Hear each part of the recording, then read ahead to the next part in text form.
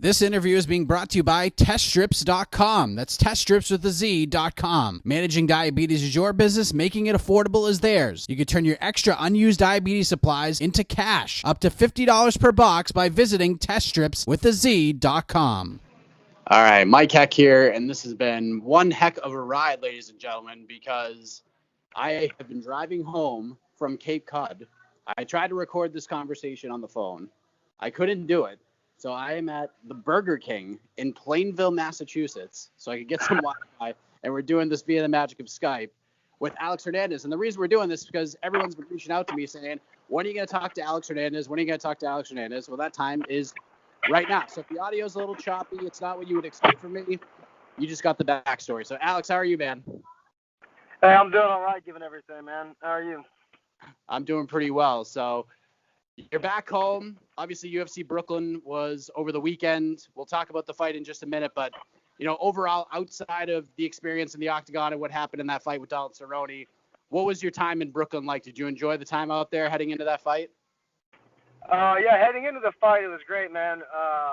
Myself and my team have done a pretty good job of kind of owning the environment that we're in and separating ourselves from just the rest of the chaos in the organization, just with fighters and media and everything. We do a good job of kind of like secluding ourselves off or sequestering ourselves off to the side and just, you know, making the most out of that week. And we're getting really efficient with it and just kind of owning the space we're in. So the week before was perfect, man. I mean, it was a lot of fun doing the open workout, doing the press conference. It was a hell of an experience. It was you know, just some milestones. Not. Let's talk about the press conference, because that was a big opportunity for you. Because when I got the email saying that you and Donald were going to be joining Henry and TJ up on the dais there, I was like, oh, this is going to be really cool. I think Alex is going to really shine here. And you did. You were the most talked about guy heading out of that press conference. And heading into that card, it was all about Greg Hardy, and it was all about the main event. But after that press conference, it was all about the main event. It was all about you and Cowboy Cerrone. So what was that experience like, being at a press conference, being able to get that forum and that platform like that? Because I thought you really delivered, and you put so much emphasis and so much interest into that fight heading out of there. Thank you, brother. Yeah, no, I felt like I owned that conference, and it was a ton of fun doing it. You know, I feel like I shine pretty well on the speech platforms, and so getting the chance to get out there and do that was awesome. It was awesome. I had a lot of fun ripping into Don, and you know, it was just a cool growing experience. You know, I've never done anything like that, so it was cool to experience that for the first time. Can I ask you where you got that sweater? Yeah, man. Did you like it? Oh, it was fantastic. It was like circa 1994 Notorious B.I.G. style. Yeah, it's a dope sweater.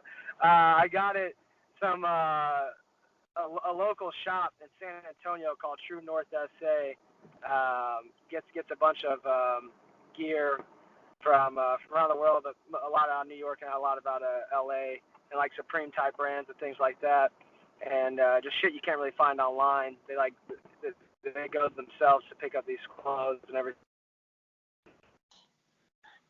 In terms of how you were acting at the press conference and some of the things you were saying, I mean, I've interviewed you a few times, and really your mentality hasn't changed. I just don't think a lot of people saw that. So they brought me in.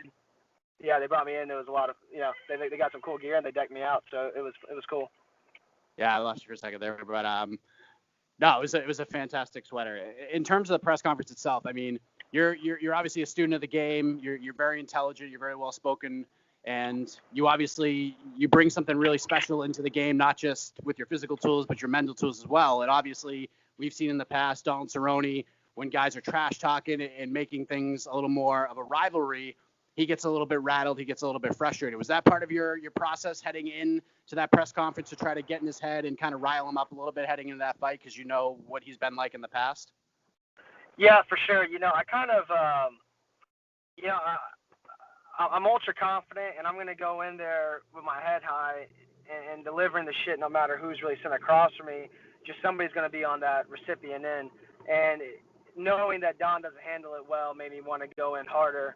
And so that was definitely in my mind, but I wasn't trying to put anything on. You know, completely organic and original. I wasn't really trying to like go out my way for it, but I knew that it would.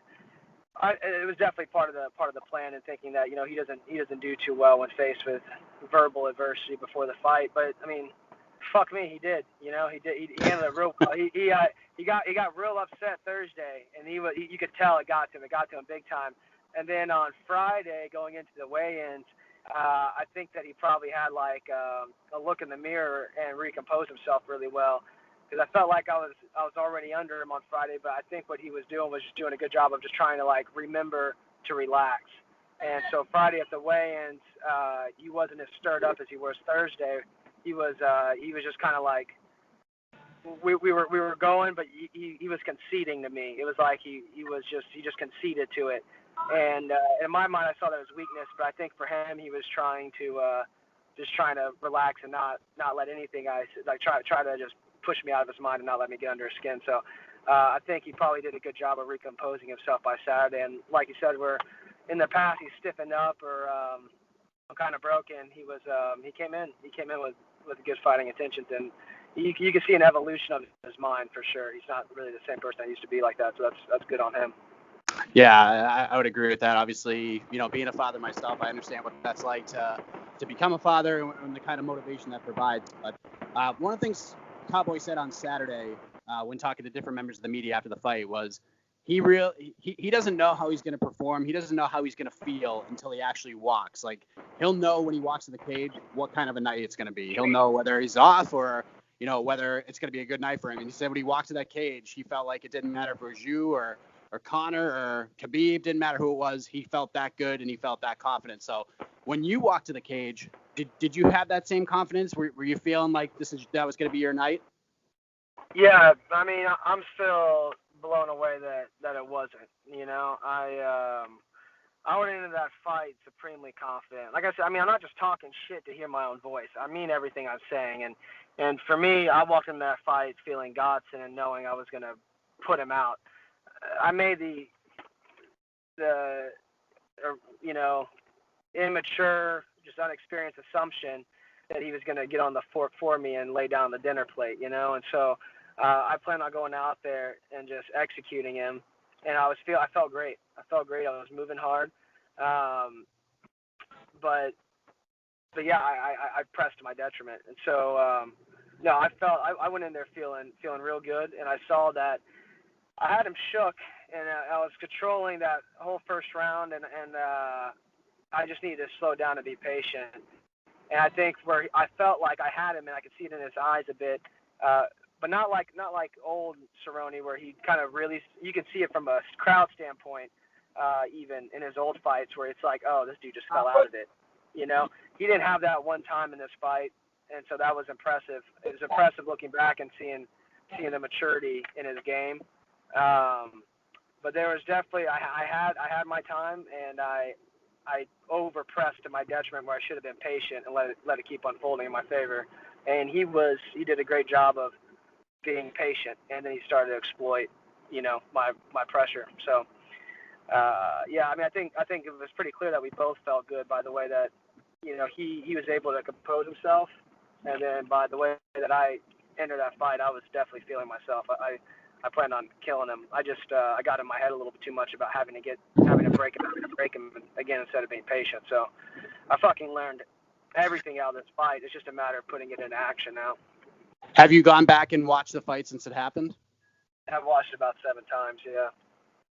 Oh man. Yeah. In terms of the fight, I mean, obviously one of the things I noticed right away was you landed some big shots early. And like you said, you kind of saw it in his eyes, and things are happening. You're feeling pretty good. He just got a little too aggressive, and you're moving a little too quickly. Was there a point in the fight for you where you just kind of felt the momentum change in his hands, and you were just like, man, now I'm kind of fighting from behind? Or did you feel like he's going to give me an opening at some point? Yeah, like you said, I went in there. I landed the first exchange. I landed a huge 2 on his chin.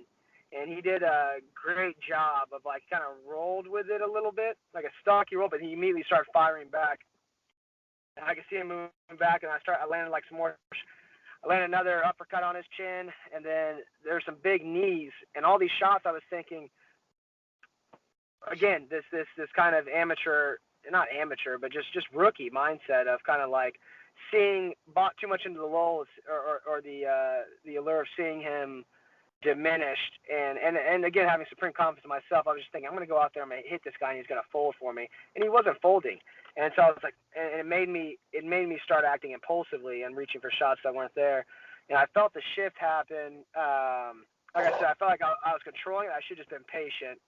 And that lack of patience led me into some forced clinches. And where I felt like I was doing big damage in the clinch, he was doing an excellent job of weighing and timing me outside the clinch. And he landed this elbow over my eye, and it split my eye. And I immediately felt it. I was like, damn. I remember looking in his eyes, and it's like we both knew, fuck, I just gave you the edge. Because you get this idea of like this like primal instinct that comes over you when you see your man bleeding, and you get this innate adrenaline kick, and then you're motivated again with that taste of blood in front of you.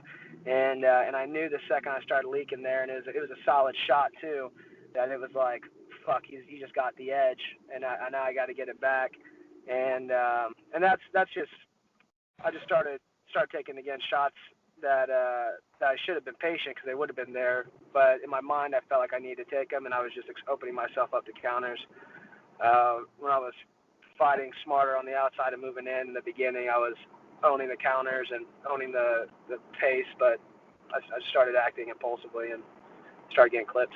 And then so the rest of that whole second round was me trying to fight back and him just getting more intelligent with it.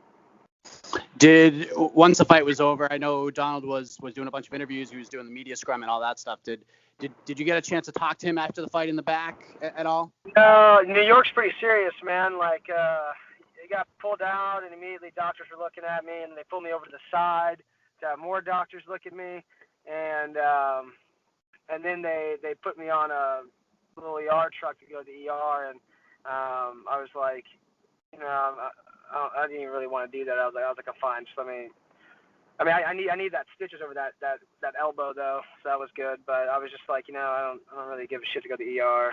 Just give me some water in just a second, I'll be fine.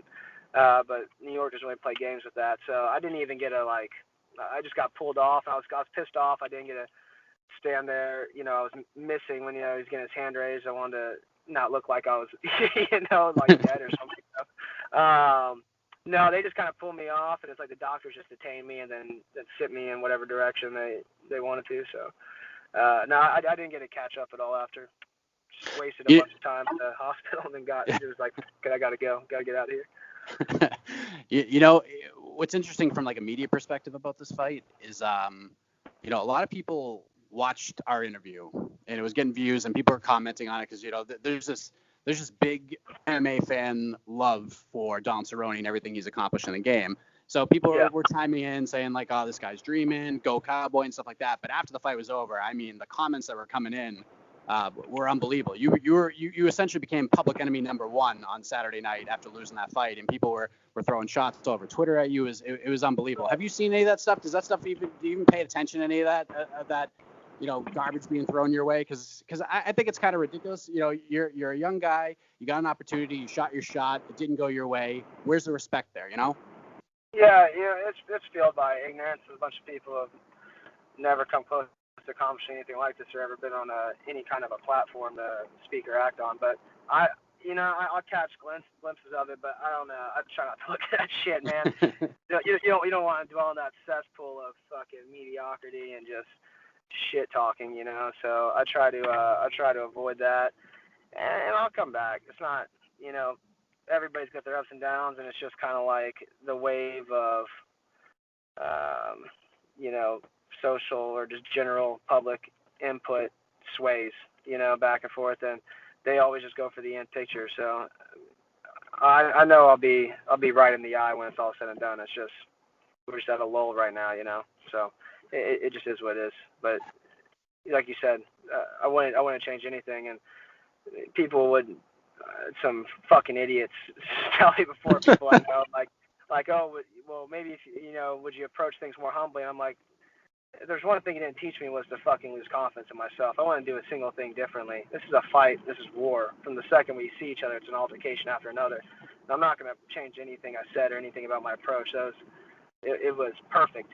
I need to execute more intelligently. That's the only thing I would have done to change my mental approach for stepping into that cage and pay a little bit more respect to a fight and not just me going out there and murdering somebody. And so I need to revamp that. But everything else, I mean, you know, people can fuck off on that. One of the questions a lot of people are asking me is, you know, because being on the outside looking in, you know, I'm not a fighter, but, you know, when you saw you and Cowboy staring down, Cowboy is obviously, you know, a bigger guy. You know, he fought at 170. He talked about the weight cut being brutal to get to 155. So he's obviously on the bigger side of that division. And, you know, you're a young guy, and I'm not sure what the weight cut's like for you, but is your future still at 155, or are you thinking about maybe dropping down to featherweight? You know, we kind of talked about that after the fight, and I think I think I do a great job managing my weight here. It's just such an easy cut that my manager tossed the idea around. I want to see things through at 55, and I think for me more, again, I need to readdress my mental approach going in there, just to prepare myself better for like these long wars, as opposed to just the idea that I have to put this guy out. You know, I said in that post afterwards about the Dariush knockout maybe being the best, worst thing that ever happened, because I keep having this idea that that's just, you know, I'm just going to do that. And I got to give these guys more credit that hey, they want to win also. And so I think if I could just keep myself better mentally composed and patient, then I'll feel stronger and better endured at 55. I think at 45 I would look fucking rough. And that is kind of plan maybe one day to get that 45 strap also, but I think I want to see 55 through a little bit longer. That makes sense. A couple more things before we wrap up here. You know, first of all, you're healing up right now. I know you want to get back to work next week. We were talking off air about this. Do you have any kind of time frame when you'd like to get back in there and fight, or is it a little too soon to think about that? No, man. I'm going to need a little bit of time for the fight because I have fractures in my nose and my left orbital bone.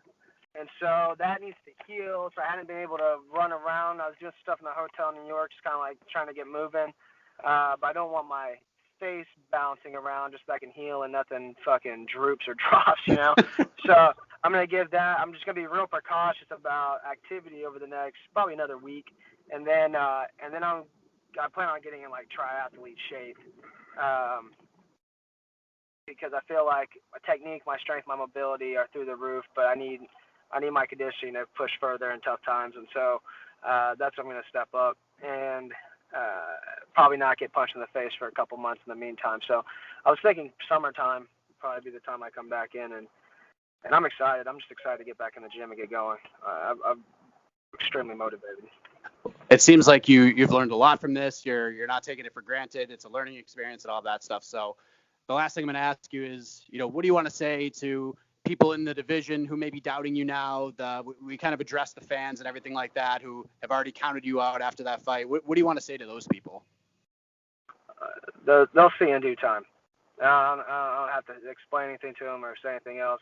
I'm going to be back, and then they'll see that I mean everything that I said is going to happen. I just need time, and come summer, you know, I'll make my appearance again. I'll let them know.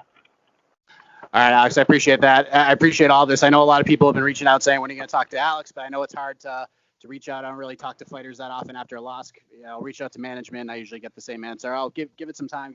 But I think it's fantastic that you're coming out and addressing it and taking it on the chin, and you learned a lot from it. So I appreciate the time, man. I'm sorry about the craziness trying to get this all set up, but I appreciate being patient and allowing me to hit this Burger King in Plainville, Massachusetts to make this all happen, man. Yeah. So I appreciate it.